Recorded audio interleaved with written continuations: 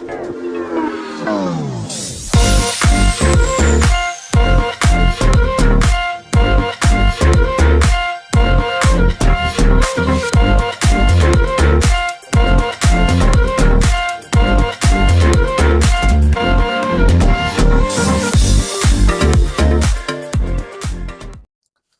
petang, salam sejahtera Malaysia. Selamat datang ke channel Fels Lifestyle. Info padu, info hangat disediakan di dalam channel ini. Saudara-saudara, tuan-tuan dan puan-puan yang saya amat hormati semua, terima kasih kerana memilih channel ini. Satu kejutan besar yang berlaku hari ini, satu laporan polis yang dibuat, yang bagi saya ini pasti menggemparkan Malaysia, mengejutkan ramai orang dengan laporan polis ini. Laporan berkaitan dengan satu program jom ziarah gereja. Bagi saya, saudara-saudara, negara kita, Malaysia, tanah air kita, kaya dengan kaum, kaya dengan pelbagai kaum, pelbagai agama bangsa. Jadi, bagi saya, tuan-tuan dan bapak semua, untuk isu perkauman sudah pasti ini menjadi di seluruh negara mungkin ada saja masalah.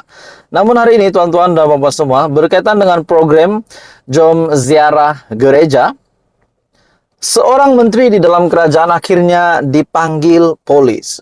Bukan ditangkap, tapi dipanggil polis. Dalam satu artikel daripada Astro Awani, Jom Ziarah Gereja, Hannah Yeoh akan dipanggil polis. Menteri Belia dan Sukan akhirnya akan dipanggil polis untuk memberikan penerangan.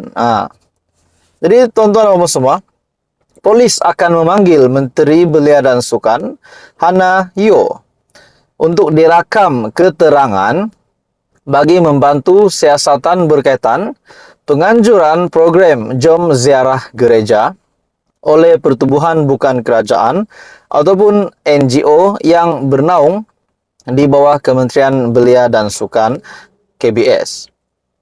Ketua Polis Daerah Sentul, Assistant Commissioner Beh Eng Lai berkata, pihaknya akan memanggil Hannah dalam masa yang terdekat. Kita akan merakam keterangan Cikgu Bad, itu Badrul Hisham Syahrin, pada hari ini bagi membantu siasatan.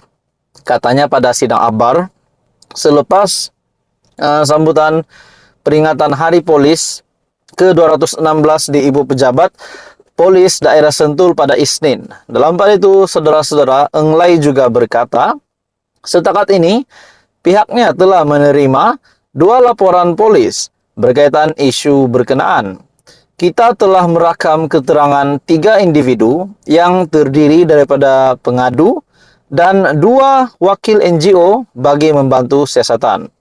Pada Ahad, media melaporkan polis membuka 1 kertas siasatan berhubung penganjuran program Jom Ziarah Gereja. Ketua Polis Kuala Lumpur, Datuk Azmi Abu Kasim dilaporkan berkata, walaupun program itu telah dibatalkan pada Ahad, namun 1 laporan polis telah diterima berhubung kes itu.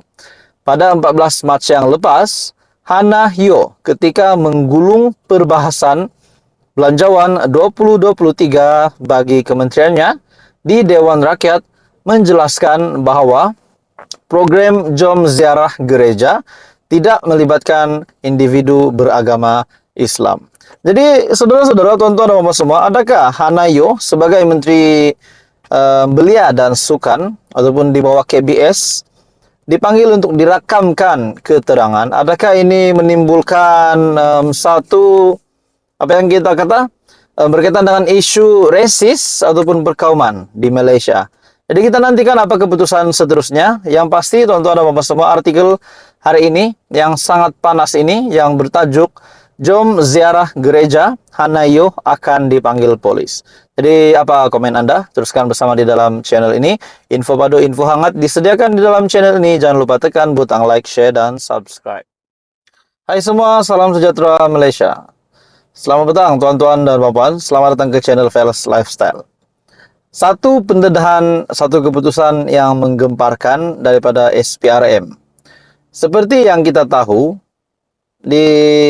pada selepas Anwar Ibrahim menjadi Perdana Menteri, banyak saja kes rasuah, banyak saja jerung, banyak saja buaya yang ditangkap, buaya perasuah. Jadi tuan-tuan dan bapak semua, baru-baru ini kita mendengar nama Datuk Roy yang menjadi dalang utama dalam kes rasuah di dalam Jana Wibawa. Dan begitu juga terkini kita mendengar seorang bekas timbalan pendaftar mahkamah yang juga ditahan. Jadi nama demi nama, individu demi individu ditangkap. Pada akhirnya hari ini, tuan-tuan dan puan, keputusan yang menggemparkan daripada SPRM berkaitan dengan kes Jana Wibawa, Datuk Roy, bekas timbalan pendaftar mahkamah, bebas reman. Seorang lelaki yang dikenali sebagai Datuk Roy dan seorang lagi bekas timbalan pendaftar mahkamah yang direman bagi membantu siasatan berhubung program Jana Ekonomi Pemerkasaan Kontraktor Bumi Putra Berwibawa ataupun Jana Wibawa dilepaskan hari ini dengan jaminan Suruhanjaya Pencegahan Rasuah Malaysia SPRM. Peguam bela kepada kedua-dua lelaki berkenaan, Fahmi Abdul Moin, berkata Magistrate Mahkamah Putrajaya Irza Zulaikha Rohanuddin membenarkan anak guam dilepaskan masing-masing dengan seorang penjamin dan perlu melaporkan diri di pejabat SPRM setiap bulan. Datuk Roy ditahan ketika memberikan keterangan bagi membantu siasatan mengikut Seksyen 17 dalam kurungan E Akta SPRM 2009 di pejabat SPRM di sini pada jam 3 petang Isnin lalu. Dalam pada itu, Magistrate Kuala Lumpur, Nur Eliana Hanim Abdul Halim, kemudian membenarkan lelaki yang berusia 54 tahun itu direman 3 hari dan melepaskan suspek dengan jaminan SPRM pada Kamis lepas. Pada hari yang sama juga, Datuk Roy ditahan semula sebelum Mahkamah Magistrate Putrajaya menyambung reman 4 hari lagi berakhir hari ini. Sebelum ini, Datuk Roy diburu SPRM kerana didakwa menjadi perancang utama dalam siasatan kes meminta dan menerima rasuah RM400,000 bagi mengelakkan siasatan membabitkan program Jana Wibawa. 4 individu termasuklah seorang pegawai SPRM ditahan, namun dibebaskan dengan jaminan kerana disyaki meminta dan menerima rasuah berkenaan atas tujuan yang sama. Datuk Roy yang beralamat di Kuantan, Pahang pernah dipenjara kerana terbabit kes rasuah. Jadi tuan-tuan dan semua, setelah ini pendedahan daripada SPRM, bagi saya ini satu kekecewaan besar kepada Perdana Menteri, kepada Datuk Seri Anwar Ibrahim, kepada Kebawah Duli Yang Maha Mulia yang di Pertuan Agong, Raja-Raja Melayu, dan bagi saya ini memang mengecewakan seluruh Malaysia, di mana ada tangkapan yang berlaku, ada perasuah yang berjaya ditangkap.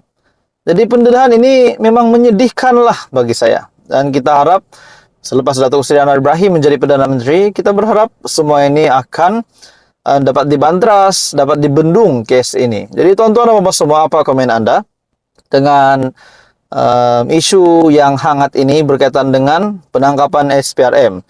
Dalam pada itu tuan-tuan dan puan semua, individu demi individu yang didedahkan. Bekas timbalan pendaftar yang ditahan ketika hadir memberikan keterangan di pejabat SPRM Kuala Lumpur pada jam 9.30 malam Jumaat lepas sebelum direman selama 3 hari itu berakhir hari ini. Jadi tuan-tuan dan puan semua, kes Jana Wibawa, Datuk Roy, bekas timbalan pendaftar mahkamah, bebas reman. Jadi apa komen anda? Tuan-tuan dan puan semua, teruskan bersama di dalam channel ini. Untuk perkembangan-perkembangan yang lain, jangan lupa tekan butang like, share dan subscribe. Info padu, info hangat disediakan di dalam channel ini.